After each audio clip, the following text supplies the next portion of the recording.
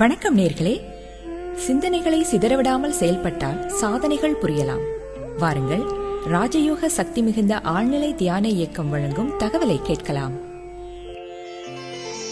இப்ப நீங்க வாழ்ந்துகிட்டு இருக்கக்கூடிய வாழ்க்கை நீங்களே நினைச்சு பாருங்க. ஒவ்வொருத்தரும் நினைச்சு பாருங்க, என்ன மாதிரி வாழ்க்கை வாழ்றீங்கன்னு.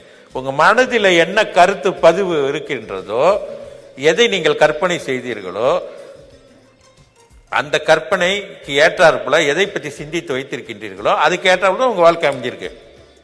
உதாரணத்துக்கு ஒரு கணவரை கேளுங்க, மனைவியை பற்றி அவர் என்ன கருத்து வச்சிருக்காரோ அதுக்கு ஏற்றாப்புல தான் அவர் சொல்லுவார். அவர் மனைவியை பற்றி அதுக்கு ஏற்றாப்புல தான் அவர் மனைவி கிட்ட இருந்து பேசக்கூடிய பேச்சு வார்த்தையிலிருந்து செய்யக்கூடிய செயல்கள் முறைகள் அனைத்துமே அதே மாதிரி ஒரு மனைவியும் அப்படித்தான் இருப்பாங்க. அதே ஒரு தாய் தந்தையர் ஒரு பிள்ளைங்க கிட்ட என்ன மாதிரியான பிள்ளைகளை பற்றியான எண்ணங்கள் வைத்திருக்கின்றார்களோ, கருத்துக்கள், அதுக்கு ஏற்றாப்புல தான் அந்த எண்ணங்கள் இதெல்லாம் இருக்கும். உடுத்தக்கூடிய உடைகள் முதற்கொண்டு நான் சொல்றேன், அவர்களுடைய எண்ணத்துக்கு ஏற்றாற்போல தான் அவர்கள் உடுத்தினார்கள். அதனால தான் வாழ்க்கையில எப்பவுமே நம்மை நாம் எப்பொழுதுமே உயர்வாக நினைக்க வேண்டும்.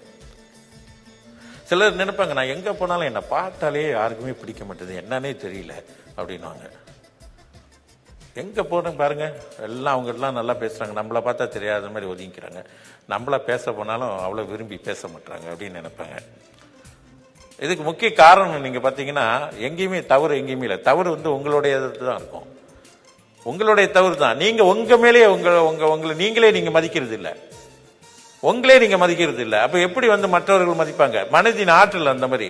நீங்க எப்பவும் உங்களை பற்றி நீங்க ஒரு திறமைசாலின்னு நீங்க நினைக்க மாட்டீங்க. நான் ஒரு நல்ல அழகா இருக்கேன் அப்படின்னு நீங்க நினைக்க மாட்டீங்க. நான் ஒரு அறிவாளி, நல்ல அழகா இருக்கேன், என்னால எதையும் செய்ய முடியும், நான் எல்லாருக்கிட்டையும் அன்பா பழக முடியும் அப்படின்லாம் ஒரு எண்ணங்கள் வச்சுக்க மாட்டீங்க. உங்களுக்குள்ளே ஒரு தாழ்வு மனப்பான்மையை வைத்துக் கொள்வீங்க. ஐயோ, இன்னும் இவ்வளவு பேர்லாம் இருக்காங்க, எல்லாம் நல்லா நம்ம போயிட்டு இந்த இடத்துல நம்மள போனா யார் மதிக்க போறா, இப்படி எல்லாம் போகும்போது இந்த எண்ண அலைகள் இந்த ஆழ் மனதில் இது பதிவாகி அதுக்கு ஏற்றாப்புல அந்த நிலைகளை உருவாக்கும். அவங்க உங்களை பார்த்த உடனே அவங்களுக்கும் அதே மாதிரி தோணும், பார்த்தா ஒரு மாதிரியா இருக்கு, இதுகிட்ட போய் பேசலாமா, அல்ல இவங்கிட்ட போய் பேசலாம், அந்த மாதிரி தோணும்.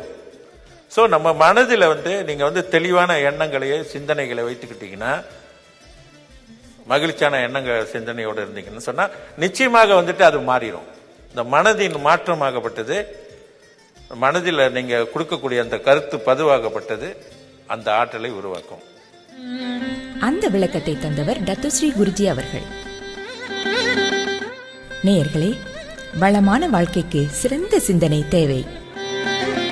அந்த தகவலை கொண்டு வந்தது ராஜயோக சக்தி மிகுந்த ஆழ்நிலை தியான இயக்கம்.